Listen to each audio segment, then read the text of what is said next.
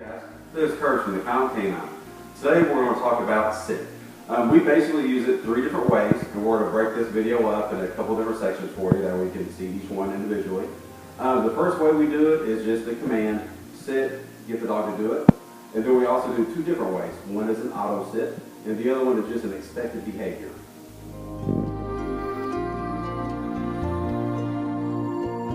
This time we're going to talk about the command sit, just teach them the word and then get them to do it. So what I'm going to do here is I say the command sit. As soon as I say it, what I'm going to do is apply gentle pressure up here. I'm not popping, I'm not yanking, very gentle pressure. When I apply the gentle pressure, what I do next is I switch hands, still applying the gentle pressure. I'm not popping, I'm not yanking, same consistent light pressure. When that happens, the beginning stages, he's actually going to be standing, he's going to be sitting.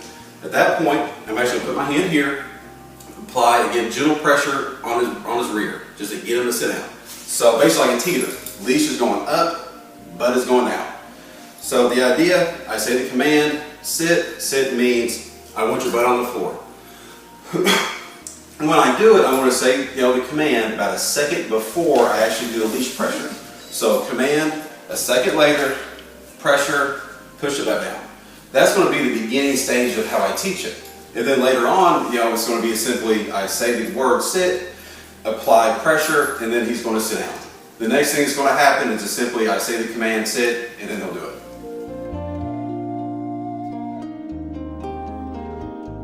So the next ones we're going to talk about is auto sit. Auto sit is simply, I'm walking down the road, I'm going for a stroll, I stop moving, light pressure up on the leash, just get him to sit. I'm not using any commands here. It's almost exactly the same as the first one, but the idea of leaving out the command is it helps him stay just a little more mellow. Anytime I want him to be calm, the last thing I want to do is start spitting out commands. Sit, sit, sit, sit, sit, sit, sit, sit, sit. As soon as I start doing that stuff, basically the energy that I share with him is excited and a little nuts. But if my energy is simply pressure up on the leash, then that's a little more quiet, a little more calm. And it's going to help him stay a little bit more relaxed anytime I stop walking, when I'm going down the road. If I'm going to the stop sign, if I'm going up to somebody, approaching me, they want to talk to me, anything like that.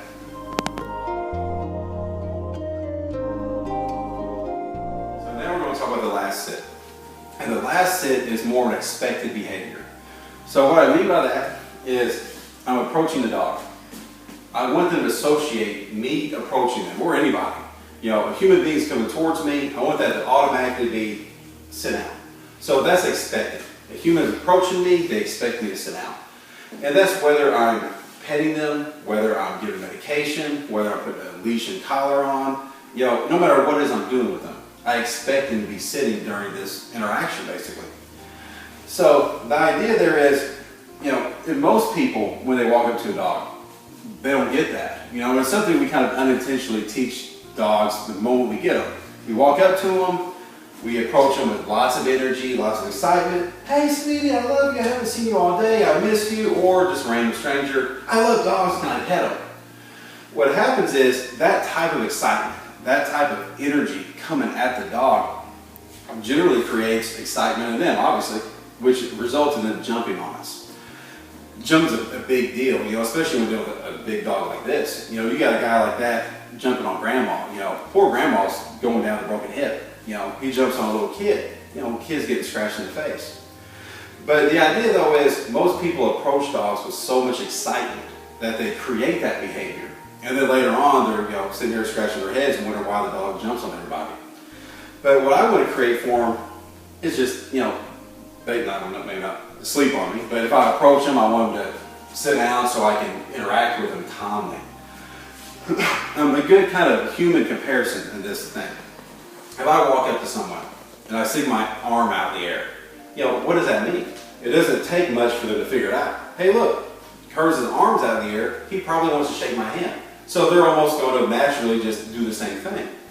But with dogs, the reaction is, the jump and excitement. So I want to create the new habit of I walk towards a dog, I approach a dog, I want it to be, expected. Hey look, a human's coming, let me sit down and relax a little bit, calm down some. So the way I'm going to show it, the way I'm going to teach it, come here, good boy, buddy. So the idea, come here, sweetie. When he gets up to me, and this guy already knows it. So he comes here, automatically he sits down. Now I can love on him and do whatever. But in the beginning, it didn't look like that. He's still standing here trying to figure out what I want. The very first thing I do, I reach down, grab his collar. Every dog should always have a flat buckle collar on, whether it's for the tags or just to have something to grab a hold of. But I grab the collar, I apply pressure up on it, and then I reach down, push the little button out. As soon as the button moves, I release all the pressure, and then I can go back to interacting with him. Whether I'm petting them, again, giving him medicine, putting a leash on, collar, whatever. And anytime if he gets up, I'm not going to fuss at him for it, but I am going to stop doing what I'm doing and then go back to this, get him to sit. But this way he'll learn when a human is interacting with me, do that basically, state of mind wise, I want him just to mellow out when humans are interacting. So simply by teaching him that whole little expected sit, you're going to create that a lot easier for him. As well as you're going to kind of trick yourself, as well as kids, your friends coming over. It's always going to kind of trick yourself into being a little more calm with them. So what I mean by that, if I walk up to him or I call him to me, whichever one, and I physically put him to a sit, and then I'm petting him and talking to him, and then all of a sudden I get excited. I love him so much. What does he do? He gets up, right? So now I have to stop doing what I'm doing, physically put him into a sit again, and then repeat, love, love, love. And then most people, that's in the last 30 seconds, and then they get excited. Oh, I love puppies. Boom, dog gets up, and then now it's a cycle. I get excited, I have to stop doing stuff, put him into a sit, and then repeat it. So eventually, I'll kind of learn. So same thing with your friends coming over. Same thing with the kids. Same thing with random strangers, basically. They'll learn to interact with the dog more calmly. And then long term, that's going to teach him not to be so excited. Not to jump on everybody, not to do circles around him, things like that. But, that's the whole concept of the sit. So I hope you learned something from all these videos that we've, shared with, the different ways we do the way we do teach it. There's dozens of ways to teach this stuff. This is just our way.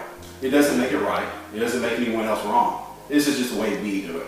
And I hope you learned something from it and kind of incorporate that into your normal routine.